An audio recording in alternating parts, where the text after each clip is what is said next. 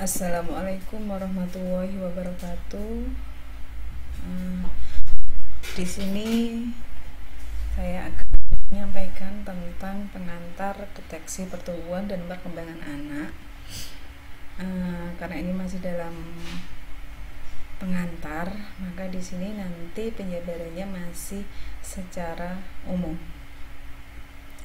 Sebagai pendahuluan, di sini perlu kita ketahui bahwa jumlah balita di Indonesia sangat besar, ya. Kira-kira 10% dari jumlah penduduk, ya, itu adalah balita. Dan selain itu, balita di sini juga merupakan generasi penerus bangsa, sehingga perlu mendapatkan perhatian. Nah, alasan selanjutnya di sini adalah karena balita merupakan berada pada masa emas, ya, sehingga harapannya bisa menjadi jendela kesempatan, ya, untuk pada masa-masa anak ini merupakan suatu masa kritis. Nah, masa ini tidak lama sehingga harus mendapatkan perhatian yang serius, ya. Perhatian yang serius dalam hal ini adalah dengan pemenuhan gizi yang baik, mendapatkan stimulasi yang memadai, ya, dan juga diperhatikan faktor-faktor yang mengganggu pertumbuhan dan perkembangan anak. Selain itu juga diperlukan deteksi, ya, dan intervensi secara dini, baik itu pertumbuhan dan perkembangan. Untuk bisa mencapai tahap pertumbuhan dan perkembangan secara maksimal, maka diperlukan suatu pembinaan kesehatan anak sejak dalam kandungan sampai dengan balita. Itu bertujuan untuk meningkatkan kualitas hidup supaya kembali lagi tadi untuk bisa mencapai pertumbuhan dan perkembangan yang optimal, baik itu secara fisik, mental, emosional, dan sosial. Untuk pembinaan pertumbuhan dan perkembangan usia dini ini memerlukan perangkat untuk stimulasi, deteksi, dan intervensi dini.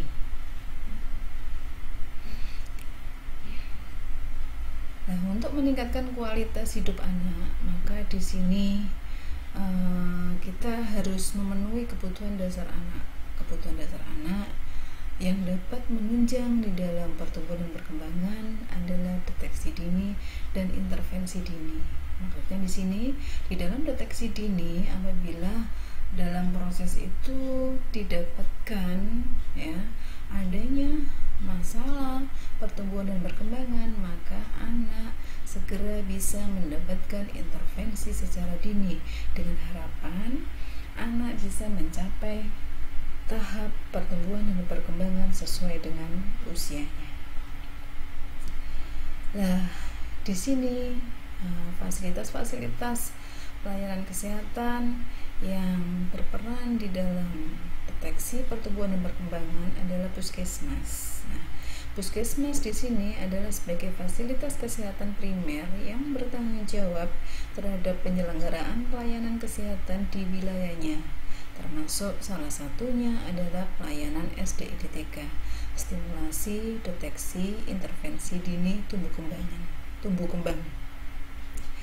Kepala puskesmas di sini bertanggung jawab dalam penerapan pelayanan SDIDTK di wilayah kerjanya. Makanya biasanya kalau puskesmas itu membawahi satu kecamatan, tapi tergantung kecamatannya. Kalau kecamatannya besar luas, maka di sini biasanya ada puskesmas cabang, ya.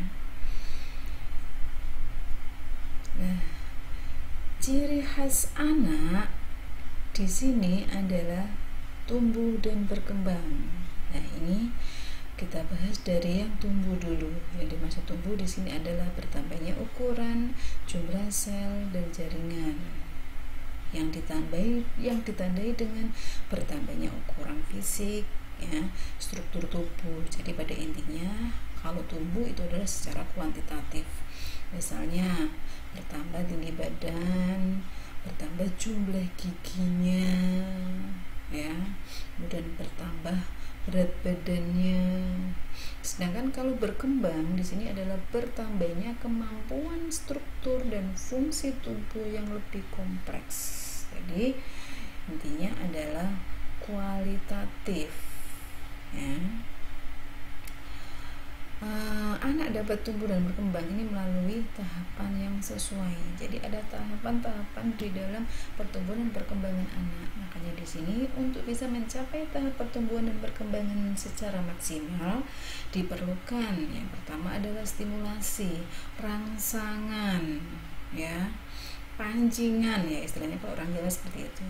Jadi stimulasi, stimulus, rangsangan yang mana itu nanti bisa membuat anak untuk tumbuh dan berkembang sesuai dengan usianya. Kemudian deteksi dini, ya, deteksi dini adalah di sini untuk mengetahui secara dini masalah pertumbuhan dan perkembangan anak. Dengan harapan semakin cepat anak terdeteksi masalah pertumbuhan dan perkembangan, maka di sini segera bisa dilakukan intervensi dini, ya, untuk mengatasi masalah pertumbuhan dan perkembangan. Jika intervensi untuk mengatasi masalah pertumbuhan dan perkembangan ini dapat segera dilakukan, maka ya anak dapat mencapai tahap pertumbuhan dan perkembangan sesuai dengan usianya, dengan catatan anak belum melewati ya masa-masa emas di dalam tahap pertumbuhan dan perkembangannya, sehingga anak masih punya waktu untuk mencapai tahapan pertumbuhan dan perkembangannya.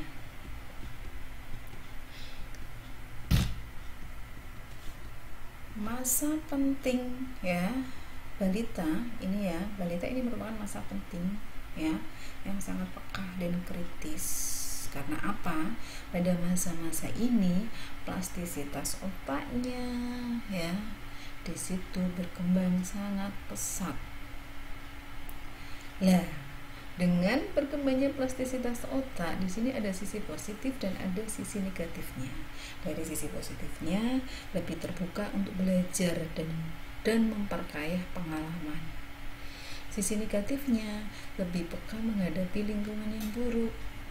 Nah, dari situ maka diperlukan gizi yang baik, diperlukan stimulasi yang memadai. Yang dimaksud stimulasi yang memadai di sini adalah stimulasi sesuai dengan usia dari anak. Kemudian mengeliminasi faktor-faktor lingkungan yang dapat mengganggu tumbuh kembang anak, deteksi dini terhadap penyimpangan tumbuh kembang anak, dan intervensi dini dalam mengatasi masalah pertumbuhan dan perkembangan anak. Penata laksanaan pelayanan kesehatan anak usia dini ini bisa dilakukan secara promotif, preventif, kuratif, dan rehabilitatif. Ya, di sini semuanya itu bisa dilakukan oleh pelayanan kesehatan. Dimulai dengan pemenuhan kecukupan gizi, stimulasi perkembangan psikososial dan pendidikan, pengasuhan dan parenting dari keluarga, dan perlindungan anak. Untuk bisa mencapai pertumbuhan dan perkembangan optimal sesuai dengan potensi atau sesuai dengan usia anak, maka di sini beberapa kemungkinan masalah yang dapat mempengaruhinya yaitu morbiditas, kecacatan, gangguan pertumbuhan, gangguan perkembangan, status gizi, status vaksinasi, dan sosial ekonomi. Nah, semuanya itu bisa dipengaruhi oleh riwayat prenatal atau antenatal, riwayat natal atau intranatal, dan riwayat pasca natal atau postnatal, yang mana semuanya itu selain dipengaruhi 3 hal anto, intra, dan post, juga akan bisa dipengaruhi secara tidak langsung adalah dari pola asuh orang tua, temperamen anak, ya, kemudian kebutuhan dasar asuh ASI ASA. Selain itu juga penyimpangan antropometri dan hasil screening tumbuh kembang anak. Nah, di sini ya ada beberapa hal yang perlu diperhatikan di dalam tahapan pertumbuhan dan perkembangan anak.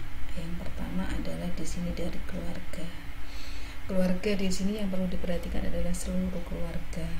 Dimulai dari untuk mempraktekkan pemberian ASI eksklusif serta MPASI, pemberian ASI eksklusif di sini selama 6 bulan, tetap pemberian MPASI setelah 6 bulan. Kemudian pemberian gizi seimbang, pemeliharaan kesehatan. Jika anak mengalami masalah kesehatan, di sini segera dibawa ke pelayanan kesehatan. Anak mendapatkan pola asuh dan stimulasi perkembangan serta perlindungan anak.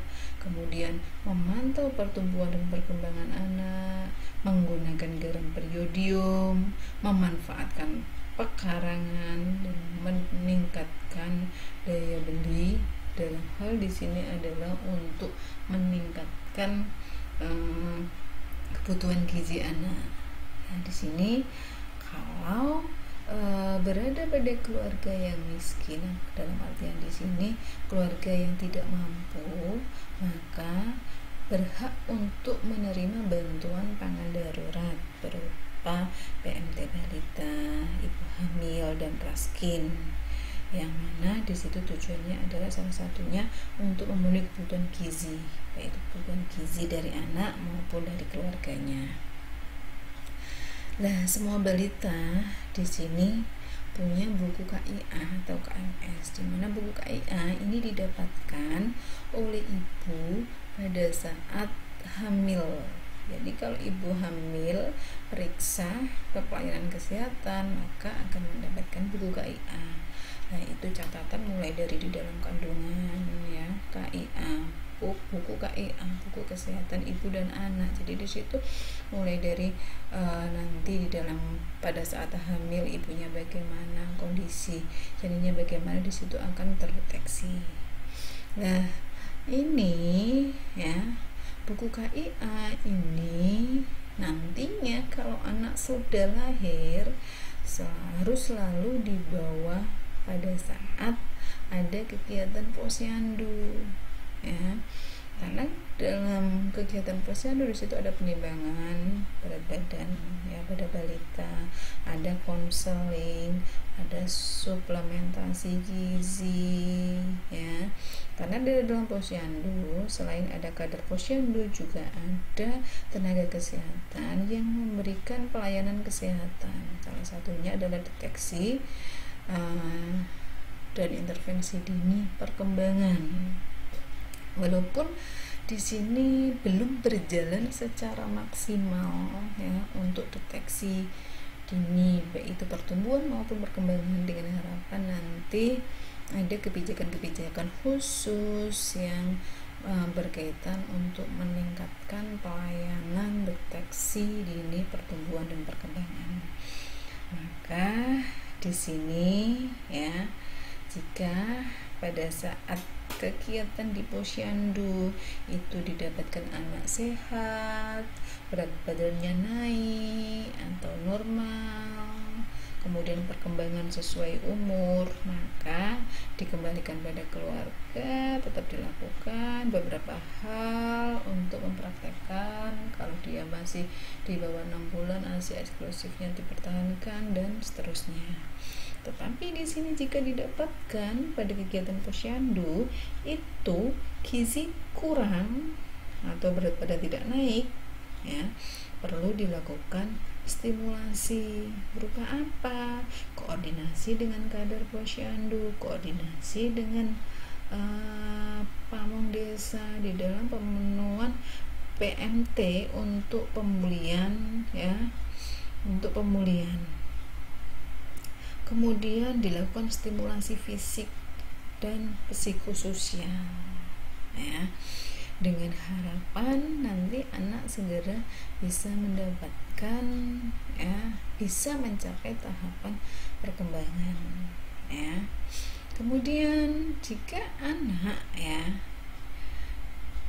di bawah garis merah atau gizi buruk atau terdapat masalah perkembangan atau balita sakit, maka segera dilakukan rujukan untuk ke puskesmas. Kalau puskesmas ternyata anak mengalami masalah yang harus dirujuk ke tingkat pelayanan kesehatan lebih tinggi, dalam hal ini ke rumah sakit, maka anak segera dirujuk ke rumah sakit. Kalau dirujuk ke rumah sakit, maka di sini dilakukan perawatan secara komprehensif di rumah, termasuk kalau anak mengalami masalah pertumbuhan, anak mengalami masalah perkembangan, maka di sini bukan berarti anak akan dirawat di rumah sakit sampai anak mencapai tahap pertumbuhan dan perkembangan sesuai dengan usianya. Tetapi setelah dilakukan perawatan di rumah sakit, maka anak dikembalikan kepada keluarga untuk mendapatkan perawatan secara komprehensif di rumah, tentunya dengan panduan-panduan yang mana health education yang diberikan oleh tenaga kesehatan. Harapannya dengan adanya kolaborasi antara keluarga, masyarakat sekitar, lintas sektor, tadi saya jelaskan bahwa perlunya ada kader posyandu, kemudian pamong desa, karena sekarang pemerintah ada anggaran-anggaran desa yang mana salah satunya bisa digunakan untuk pemenuhan gizi pada anak, ya. Jadi keluarga, masyarakat, lintas sektor, dan pelayanan kesehatan nanti diharapkan dengan adanya kerjasama itu, maka anak dapat mencapai tahap pertumbuhan dan perkembangan sesuai dengan usianya. Nah, mengapa tumbuh kembang anak ini sangat penting?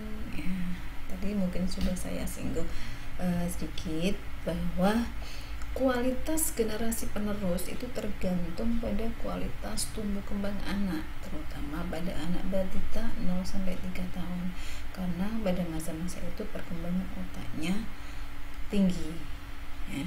Keluarga di sini harus bisa mengupayakan agar anaknya dapat tumbuh kembang secara optimal, sehingga pada masa-masa itu, ya, penyimpangan tumbuh kembang ini harus segera terdeteksi secara dini supaya segera ditemukan dan segera bisa diberikan intervensi secara dini sebelum usia 3 tahun. Nah, dengan adanya deteksi tadi, jika ditemukan anak mengalami masalah atau terlambat, maka di sini penanganannya juga harus bisa dilakukan secara cepat. Jangan sampai penanganannya terlambat. Kalau penanganannya terlambat, ya, maka di sini akan terjadi penyimpangan, ya. Sulit anak untuk bisa mencapai tahapan sesuai dengan usianya, ya. Tadi di depan sudah saya jelaskan antara perbedaan tumbuh dan kembang, ya, ini pertumbuhan bertambahnya ukuran tubuh, berat badan, tinggi badan, tingkat kepala, ya, kemudian pertumbuhan gigi. Yang perkembangan di sini adalah bertambahnya fungsi atau kemampuan, baik itu sosial, ya, baik itu sensorik, ya, dengar, lihat, raba, rasa, cium, motorik, baik itu motorik halus atau motorik kasar, kognitif, baik itu pengetahuan maupun kecerdasan, komunikasi atau berbahasa, emosi atau sosial, kemandirian, ya. Ini termasuk adalah perkembangan. Tadi sudah saya jelaskan, ya, di depan tentang hal ini. Nah, waktu untuk mulai stimulasi, ya, kita harus bisa tahu, ya, sinaptogenesis, ya. Sinaptogenesis karena di sini merupakan suatu pembentukan sinaps atau hubungan antar sel otak yang dimulai dari anak usia 1 tahun meningkat lagi sampai usia 4 tahun, akan turun sampai 10 tahun, akan turun lagi sampai 12. Nah, ini adalah gambarannya pembentukan, ya, sinaptogenesis, ya, pembentukan sinaps, ya, karena ini nanti akan berpengaruh terhadap pertumbuhan dan perkembangan pada anak. Di dalam stimulasi tumbuh kembang ya, ini sangat penting sekali, makanya di sini harus bisa dipahami bahwa stimulasi tumbuh kembang di sini merupakan suatu kegiatan merangsang perkembangan kemampuan gerak bicara, bahasa, sosial, dan kemandirian balita secara optimal sesuai dengan umur anak dan potensinya ya. Kemudian deteksi tumbuh kembang, yaitu dilakukan deteksi pertumbuhan dan deteksi perkembangan. Kalau pertumbuhan berat badan, tinggi badan, lingkar kepala. Kalau perkembangan ini dengan KPSP, kuesioner praskreening perkembangan, ada TDD tes daya dengar, TDL tes daya lihat, kemudian ada dalam masalah perilaku emosional, KMPE, kuesioner masalah perilaku emosional, kemudian ada autis ya dengan MCAT, kemudian ada gangguan pemusatan perhatian dan hiperaktivitas atau GBPH ya. Tuh.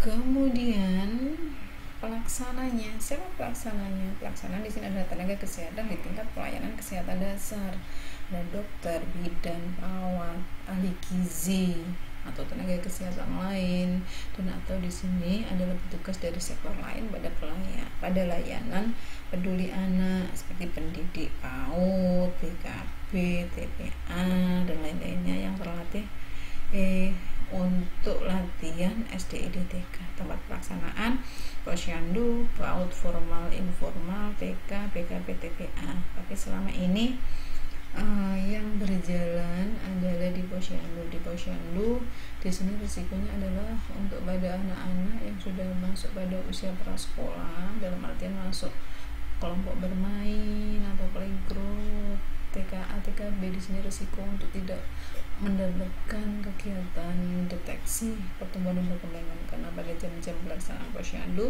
di situ posisi anak adalah berada di sekolah TK-nya. Maka di sini harapannya mungkin nanti ada kebijakan-kebijakan dari pemerintah supaya anak tetap mendapatkan haknya di dalam deteksi pertumbuhan dan perkembangan. Kemudian mengapa integrasi Posyandu PAUD dalam SDID-TK ya? Karena salah satu wadah ya, yang mana wadah ini merupakan suatu tempat masyarakat di dalam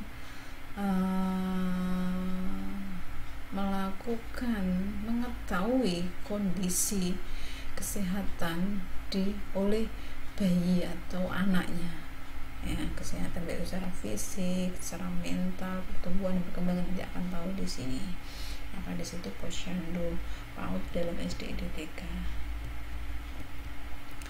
Prinsip SDID-TK, stimulasi, deteksi, intervensi dini tumbuh kembang. Di Posyandu integrasi POSPAUD di sini mempunyai sasaran yang sama, yaitu balita, mempunyai tujuan yang sama dalam rangka pemenuhan hak anak. Ada sistem rujukan dengan tujuan untuk mendapatkan pelayanan yang komprehensif, memiliki pencatatan dan pelaporan yang dapat digunakan oleh stakeholder lainnya dan dilaksanakan secara berjenjang. Monitoring dan evaluasi dilaksanakan secara integratif dan berjenjang ya. Dan di sini POSPAUD serta Posyandu. Tentu kerjasama pemenuhan pelayanan kesehatan gizi bagi anak usia dini di program PAUD. Di sini perlu dilakukan MOU antara penanggung jawab program PAUD kabupaten atau kota dengan Kadinkes kabupaten atau kota yang ditandatangani oleh bupati.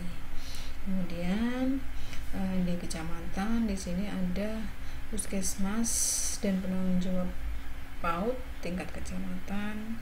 Mulai di desa ada bidan desa, kader Posyandu dan pengelola program PAUD ya, yang mana di sini nanti bersama-sama melakukan pendataan anak usia dini dan membuat baseline data ya.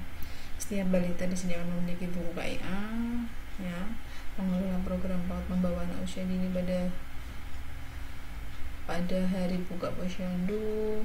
Pengelola Program PAUD membawa anak usia dini ke puskesmas untuk mendapatkan pelayanan SDIDTK, dan Bina Desa memberikan penyuluhan dan pelayanan yang dibutuhkan dalam memungkinkan. Penanggung jawab program PAUD di sini merujuk anak usia dini ke puskesmas bila didapatkan anak dengan gangguan tumbuh kembang. Penanggung jawab PAUD ini akan berkoordinasi dengan puskesmas dan PKK dalam penyelenggaraan PMT lokal dan di PAUD. Pemda di sini akan memastikan ketersediaan kebutuhan akan pelayanan kesehatan gizi dan penyelenggaraan program PAUD-nya. Langkah implementasi integrasi di sini adalah dengan sosialisasi, konsolidasi dan pengaturan pelaksanaan, penyelenggaraan kegiatan, pembinaan, pengawasan, pemantauan dan evaluasi. Nah, pokok-pokok kegiatan di dalam SDIDTK di sini adalah pendidikan kesehatan anak didik, membiasakan PHBS, yang pelatihan guru, penyelenggaraan pos PAUD, pembinaan tenaga kesehatan, pembinaan terpadu dari penanggung jawab posyandu dan pos PAUD, kecamatan dan kabupaten kota. Selain itu juga akan mengembangkan model posyandu PAUD terintegrasi. Karena selama ini ada beberapa posyandu PAUD terintegrasi ini yang sudah jalan adalah di Banten, Sumatera Utara, Sumatera Barat, Sumatera Selatan, DKI, Jabar, Jateng, Yogyakarta, Daerah Istimewa Yogyakarta, Jawa Timur, Bali, Kalimantan Timur, Kalimantan Selatan, Sulawesi Utara, Sulawesi Selatan, dan Gorontalo. Dan alur pelayanan SDIDTK di posyandu ini dimulai dari bayi atau balita datang, masuk ke meja 1 pendaftaran, kemudian lanjut ke meja 2 penimbangan, kemudian ke meja 3 pencatatan, ke meja 4 penyuluhan, ke meja 5 pelayanan kesehatan. Pelayanan kesehatan di sini nanti akan terbagi di dalam pelayanan imunisasi dan pelayanan SDIDTK. Setelah anak mendapatkan pelayanan imunisasi, apakah anak masih perlu ada imunisasi? Kalau ada, maka dilakukan pelayanan imunisasi. Kemudian setelah itu baru dilakukan pelayanan SDIDTK. Tetapi jika anak ternyata imunisasi sudah lengkap dan tidak perlu tambahan imunisasi lainnya, maka anak tidak masuk di dalam pos pelayanan imunisasi, tetapi langsung masuk di pelayanan SDIDTK. Ya. Kemudian di sini jika bayi atau balita sehat, maka di sini dipulangkan atau pulang ke rumahnya masing-masing. Tapi di sini kalau ditemukan masalah baik itu kesehatan, baik itu masalah pertumbuhan maupun masalah perkembangan, maka anak akan segera dirujuk sesuai dengan tahap-tahapannya ke puskesmas dulu, puskesmas rumah sakit, ya, dan seterusnya. Nah, ini kalau anak di posyandu tadi dirujuk ke puskesmas, maka alur pelayanan SDIDTK di puskesmas adalah pasien datang bersama keluarga, melakukan pendaftaran di loket nanti akan dilakukan MTBS, manajemen terpadu balita, ya, MTBM atau imunisasi, kemudian atau langsung ke MTBS, atau di sini kalau datanya sudah ada atau ada keterangan hasil SDIDTK-nya, maka di sini langsung dilakukan SDIDTK ulang, ya. Kemudian apabila jika anak dilakukan MTBM atau imunisasi, maka langsung ke apotek dan langsung pulang, ya. Di dalam SDIDTK, kalau ternyata ditemukan anak tidak mengalami masalah di dalam pertumbuhan perkembangan, maka anak diperbolehkan pulang. Tetapi kalau anak mengalami masalah pertumbuhan perkembangan, maka anak akan dirujuk ke rumah sakit yang mempunyai poli tumbuh kembang. Tapi sayangnya di Lamongan sekarang belum ada poli tumbuh kembang anak. Jadi selama ini poli tumbuh kembang masuk di poli anak, tetapi untuk pelaksanaan deteksi tumbuh kembang dan pelayanan yang dapat menunjang masalah pertumbuhan perkembangan anak belum ada fasilitas dengan lengkap. Gambarannya, kalau ada poli tumbuh kembang berarti ada fasilitas terapi-terapi yang menunjang masalah perkembangan anak. Contohnya, kalau dia mengalami masalah perkembangan bahasa, maka di sini anak akan mendapatkan terapi bicara. Kalau anak mengalami masalah gangguan pemusatan perhatian dan hiperaktivitas, maka di sini anak akan melakukan terapi perilaku dan seterusnya.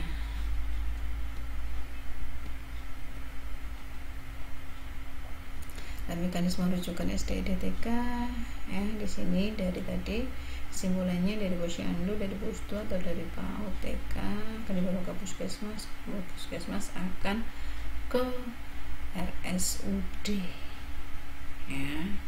Harapannya di sini RSUD memiliki poli tumbuh kembang, poli atau klinik tumbuh kembang, karena nanti yang akan menjadi rujukan kasus gangguan pertumbuhan dan perkembangan. Ya, ini rujukan kelainan tumbuh kembang balita. Di sini harapannya adalah mampu dalam penanganan gangguan tumbuh kembang yang sering ditemukan. Dia ada level-levelnya. Kalau level 1 ini sarannya sanggup menangani 30% kasus gangguan tumbuh kembang yang ada di masyarakat. SDM yang ada dokter spesialis anak, perawat bidan, dokter umum, ada fisioterapis, ada terapis lainnya. Terapis lainnya di sini ada terapi bicara dan lain-lainnya. Tempatnya di situ ada fasilitas ruang tunggu, ada ruang asesmen, ada ruang intervensi. Ruang asesmen, ruang pengkajian. Ruang pengkajian dalam arti ini adalah kalau digaji seperti ini, anak mengalami masalah perkembangan yang mana, apakah motorik halus, motorik kasar, bahasa, atau personal sosial. Maka di sini kalau sudah asesmen, maka akan masuk ke ruang intervensi dan alat-alat yang perlu disiapkan. Ada kit pengukur antropometri, ada kit screening, ada kit pemeriksaan mata, ada tes daya lihat, kemudian tes daya dengar. Kemudian kalau level 2 ini dapat menangani lebih luas lagi, 30-70% kasus gangguan tumbuh kembang yang ada di masyarakat. Ini ada level 1 ditambah dengan ada dokter spesialis rehab medis, spesialis mata, spesialis THT, ada radiologi, ada psikiatri, ada ahli gizi. Ini gambar-gambarannya. Kemudian tempatnya level 1 ditambah dengan ruang fisioterapi, ruang terapi bicara. Ada alat-alatnya sama dengan level 1 ditambah dengan kit screening dan intervensi kasus psikologi. Sedangkan kalau level 3 di sini dapat menangani 80-100% kasus gangguan tumbuh kembang yang ada di masyarakat.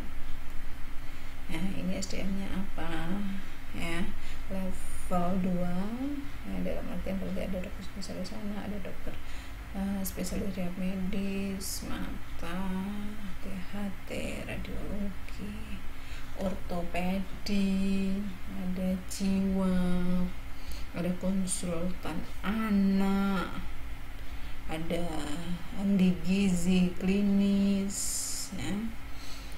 Kemudian tempatnya sama dengan level 2, tapi ada ruang game, ruang bermain anak, ada CCTV, ada ruang hidroterapi. Dan alatnya sama dengan level 2 ditambah dengan kursi, kemudian alat merangkak, alat berjalan dan lain-lainnya.